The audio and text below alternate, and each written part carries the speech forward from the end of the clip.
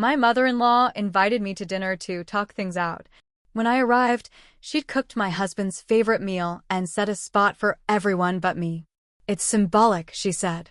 "You've been distant." She played a slideshow of old family photos. I wasn't in any of them. Not even the wedding. My husband said nothing. At dessert, she toasted to real family. I sat there, holding a fork I didn't use. The next morning, my husband asked why I was quiet. I just said, "Check the photos." He never did. I never thought it would go that far. But I should have seen it coming. It started years before that dinner. Maybe even before we got married. Jeremy and I had been together almost 6 years, married for 3. We lived in Cookeville, Tennessee, small town, quiet, not much happens unless you count gossip as an event. His mom, Diane, never liked me. I wasn't loud or rude. I was just not her. I didn't ask her for advice. I didn't beg her for recipes. I didn't need her approval to live my life, and she hated that. At first, it was little things. Comments like, "That's an interesting outfit," when I wore something she didn't approve of. Or, "It's sweet how you two make your own money," when she found out we split bills. Once, when Jeremy was sick, I made chicken noodle soup from scratch. She stopped by uninvited, brought over her own soup, then threw mine out because it didn't smell right. Jeremy never said anything. Not once. He said she was just being old-fashioned. I said she was being a bitch. He told me to let it go. So I did. For a while. Then came the dinner. Diane called me on a Tuesday and said she wanted to invite us over to talk things out. She sounded fake sweet. Her tone was off. But I said yes. Maybe I was naive. Maybe I wanted peace. When I showed up that Thursday night, it was already raining. I remember wiping the water off my face, thinking, just get through tonight. I knocked. No one answered. Then the door opened and Jeremy's sister, Megan, looked at me like I was a stranger. "Hey," she said. Nothing else. No smile. Inside, everyone was already there: Jeremy, his mom, his 2 sisters, his brother-in-law, and even his aunt. Laughing, drinking wine. Like they were waiting for a show to start. But what hit me was the table. 7 chairs. Full dinner spread. Cloth napkins. Jeremy's favorite meal. No chair for me. Not even an extra plate. I looked around. Thought maybe I missed something.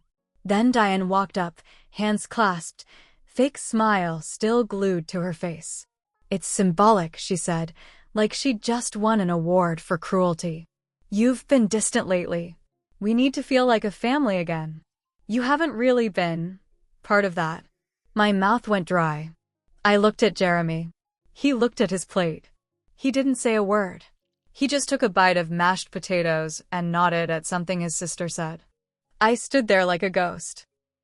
Then they started eating, laughing, chatting like I wasn't even in the room. Megan told some story about a family camping trip. Jeremy laughed. His mom talked about how close they all used to be before outside forces came in. They meant me. I stood there for maybe 5 minutes. No one looked at me. No one said my name. Then Diane wheeled in the projector like it was a damn presentation. She dimmed the lights and started a slideshow. This part ones still think about sometimes. Even now. Every photo they showed was a memory. Childhood birthdays, Christmases, school plays, family trips to the lake. Jeremy as a baby. Jeremy at prom. Jeremy and Megan on a roller coaster. Jeremy with his high school sweetheart. Jeremy and Diane at our wedding. But I was cropped out. Literally. There was a photo of me and Jeremy dancing. It was just him in the frame. Someone had cut me out of my own wedding photos. I felt my stomach twist. My ears were hot. My hands were shaking. Still, I said nothing. They all clapped at the end. Then Diane raised her wine glass, smiled at the room, and said, "To real family." They all toasted. I sat down at a corner of the table, still no plate, and picked up a fork I didn't use. No one noticed. Not even my husband.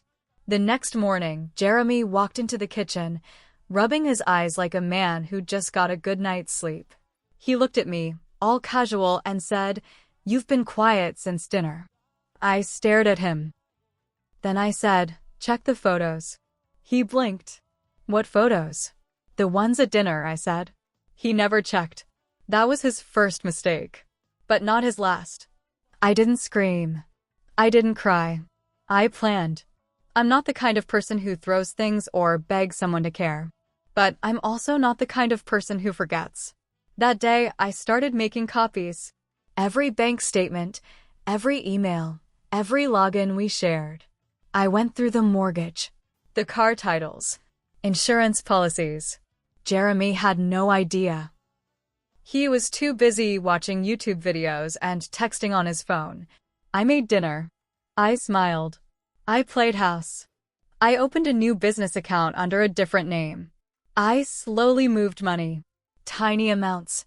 $50 here. 100 there. I told him I was buying supplies for work. He never noticed. A month later, I started something new. See, we had a small online business restoring antiques. I did all the restoration work. He handled shipping and photos. It was his name on the LLC, though. His idea, his paperwork. But I was the one people trusted. So I created a new brand, new website, new logo. I contacted our top buyers, vendors, collectors, told them we were expanding. They followed me because they knew me. They liked my work. By the time Jeremy realized the sales were slowing down, I had already gutted the old shop and restocked the new one. He blamed the economy. I said, "Maybe you should have been paying more attention." Then Diane invited us to another dinner. 3 months had passed. She said it was a family celebration. A big meal. "And of course, you're invited this time," she said. I said I'd be there. And I came early. This time, I wore something sharp. I brought wine. And a USB stick. I sat quietly, smiled, made small talk. Waited. When dessert came out, Diane stood up and raised her glass. "To real family," she said again, that same smug little grin. I stood too. "Before we toast," I said, "I want to share something." I plugged the USB into their smart TV. The slideshow started. But not the one they expected. When the first image popped up on the TV, there was a pause. Diane looked confused. Megan blinked. Jeremy's eyes didn't leave his plate. Then the next slide came. A screenshot. A text thread. Jeremy's number at the top. The messages were clear. "Had a great time last night. Same place next week." And the reply, "Only if you promise to leave her soon, winky face." Silence. I clicked to the next slide. More texts. More dates. Photos of hotel check-ins. Screenshots of receipts. It wasn't just one woman. There were at least 3. One of them was Megan's best friend. I didn't say a word. Just kept clicking. Then came the emails. "Diane, writing to Jeremy, she's not one of us. You'll see it soon. I can help if you want to get rid of her quietly. She'll go back to wherever she came from once she realizes she doesn't belong." Another one from Diane to Megan. "Let's plan something to make her feel out of place. If she feels isolated enough, she'll leave on her own." Jeremy's too soft to do it himself. Jeremy's face turned white. Still, no one said a word. Then the photos changed. The screen filled with side-by-side comparisons, the old antique shop and the new one. Orders coming in from my site. Reviews. 5-star ratings. A heat map of sales. Bank statements, his account was dry. Mine wasn't. And then, the final image. A video clip. Me, standing in our old workspace, surrounded by everything I had moved. Calm voice. No anger. He didn't build this. I did. He won't be taking it from me. Let's see how far loyalty takes them when there's no money left. I turned off the slideshow. Then I looked around the room. No one moved. Even Diane looked like she had been slapped.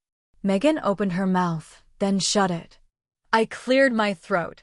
You all made your choice. You tried to erase me. Now I've returned the favor. Business is mine. Clients are mine. Money? Mine. House? I'll be filing for it. Jeremy, your name isn't even on the refinance.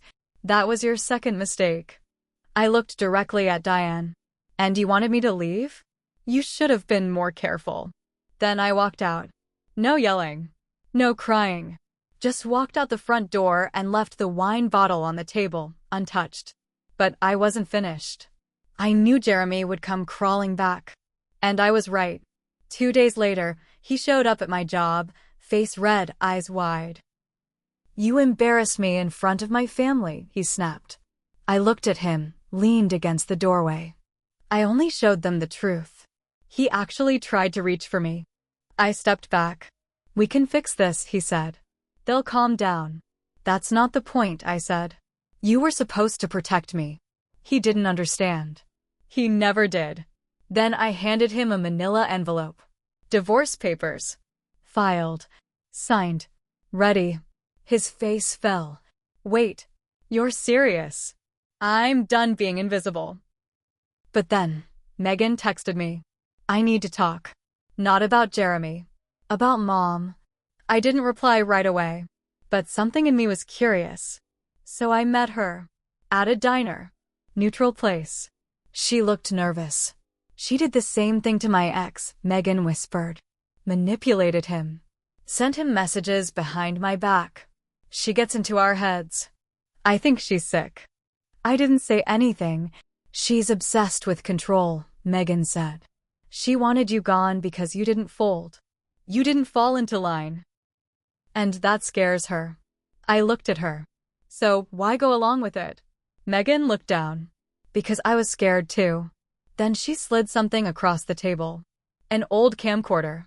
A mini tape inside. She filmed part of the slideshow prep. She was bragging. Thought it was funny. I took it home. Played it. And what I saw made my stomach turn. Diane, standing in front of a whiteboard, organizing slides like it was a war strategy. Megan behind the camera, awkward laugh in the background. I think if we crop her out of the wedding photos, Diane said, it'll send the right message. Symbolism matters. Shame works. Always has. And then, I bet she won't even fight back. I watched that video 4 times. Each time, something different stood out. The way Diane laughed. The way Megan didn't. The way she pointed to my face on a wedding photo and casually said, just take her out. Like I was trash. That tape was a gift. But it was also a weapon. And I had to decide how to use it. Jeremy tried calling again. I didn't pick up. He texted, I miss you. Then, you overreacted. Then, can we talk? He still didn't get it. He didn't want me back. He just didn't want to be alone. Or broke. Then came the kicker. He texted, Mom says if we publicly reconcile, she'll help us fix the business. That's when I realized he wasn't even pretending anymore. It was always about her. About the image. About playing the good son. Even when I gave him a way out, he picked her. So I used the tape. But not how you'd think. I didn't post it. Not yet. I sent it.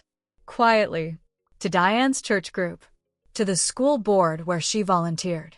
To her country club email list. With a subject line, is this the family woman you admire? No message. Just the video. Within hours, I heard from Megan. Mom's freaking out. She got kicked off the church committee. Pastor called her behavior spiritually cruel. I smiled. But I wasn't done. Then came the inheritance. A letter came to the house. Jeremy opened it. It was addressed to both of us. His great-uncle had passed. Left behind property, a piece of land up in Crossville. 2 acres and a small cottage. Valuable because it sat on a future development site. Jeremy assumed it would all go to him. But his uncle had updated the paperwork 2 years ago, made it clear the land was meant for both Jeremy and his wife, equally, to do with as they see fit. His uncle had liked me. A lot. We used to talk at family gatherings, real talks. He once told me, "You're the first one who ever told Diane no. That's why I like you." I looked at the papers and realized something. I had a claim to half the land. Maybe more, depending on how the divorce went. Jeremy asked if I'd sign my share over to him. Just to keep it simple. I laughed. In his face. "No," I said. "In fact, I'm moving my new business there." He blinked. "That's not what it's for." "No," I said, "it's not what your mom planned for. That's the problem." Then came the real twist. Megan called me again. This time, her voice was shaking. "She's suing me," she said. "What?" "She says I betrayed the family. That I helped you. That I violated her privacy." Diane was trying to take Megan to court. Over the video. Said Megan recorded her without permission. Said it was defamation. It wasn't. Tennessee's a one-party consent state. Megan was the party. It was legal. But that didn't matter to Diane. She wasn't trying to win. She was trying to punish. I told Megan to forward everything to my lawyer. I paid for her consultation. She cried. Said thank you. I didn't do it for her. I did it because Diane was playing dirty. And I knew how to play dirtier. I sent Diane a letter. Certified mail. Inside was a single photo, the same photo she had cut me out of. Me and Jeremy at the altar, cropped perfectly. I had restored it. Put myself back in. Wrote one line on the back. "You tried to erase me. I don't disappear. I rebuild." And then I went quiet again, which scared her more than anything. But Jeremy still wasn't done. He called me, angry. "You've humiliated her." "No," I said. "She did that to herself. She says she can't go to the grocery store without people whispering. Maybe they remember how she treated me." He paused. "You're different now." "I always was. You just never noticed." Then I hung up. But something still felt off. I was winning, but the win felt hollow. And that's when I realized Diane wasn't just trying to destroy me. She was trying to shape the future, mold her kids, control the family legacy, the land, the name, the money, and the real revenge would be in what I did next. After everything Diane did, I wanted to burn it all down. But I also knew fire burns fast. I didn't want fast. I wanted something that would last. Something she couldn't undo. So I made sure I stayed on that land in Crossville. I moved my business there. Got all the permits. Put up signs. Bought tools. Started hosting workshops. Partnered with a local high school's woodshop program. People respected it. And they respected me. Especially once word got around about Diane. People in small towns don't forget public shaming. And they talk. Jeremy drove up once. I didn't let him in the gate. "You're poisoning everything," he said from the road. "No," I said. "I'm cleaning up the rot." He looked like he hadn't slept in weeks. He was down to part-time work. The original business we built together had flatlined. The client list was gone. The inventory? Mine. The reputation? Gone with me. "Why do this?" he asked. I looked him in the eye. "Because you let her erase me. Now I'll erase the name she was so proud of." Then I left him standing in the gravel. After she failed to sue Megan, she tried coming after me. She filed a complaint with the zoning board, claimed my workshops were disruptive. They sent an inspector. A guy named Travis. He walked through my shop, looked around, then asked, "Is this the same woman who had that slideshow scandal?" I nodded. He laughed. "She's lucky you're not suing her." He stamped the approval papers on the spot. Then she tried to buy me out. Sent an offer through a lawyer, $40,000 for my share of the land, and a non-disclosure agreement. No talking about the video. No more business on the property. No contact with the family. She wanted me erased for good. I declined. Then I leaked the second video. The one from the camcorder. The one where she was literally standing at a whiteboard planning to mentally break me. This time, I sent it to the local paper. They didn't publish the whole thing. But they did an op-ed. The Woman Who Was Cropped Out, a story of Southern control and modern revenge. It spread fast. Diane's name didn't appear, but everyone in Cookeville knew who it was about. The church dropped her. The charity board she'd chaired for 10 years removed her.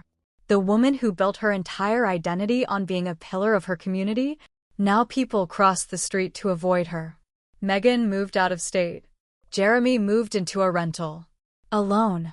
Got a job at an auto parts store. He asked once if I'd ever come back. Said we had real memories.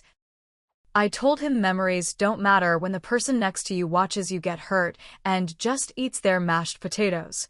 Letting it go on for so long. Letting them gaslight me into silence. Letting myself believe I had to be small to fit into their world. But I fixed that. And in the process, I broke their system. They built a kingdom on image. On family loyalty. On lies. I tore that kingdom down with facts. With proof. And with the one thing they didn't expect. Patience. Diane doesn't host dinners anymore. She doesn't smile in church. She doesn't toast to real family. And if she ever looks at an old photo and wonders why I'm still there, that's because I put myself back in. And this time, I'm not leaving.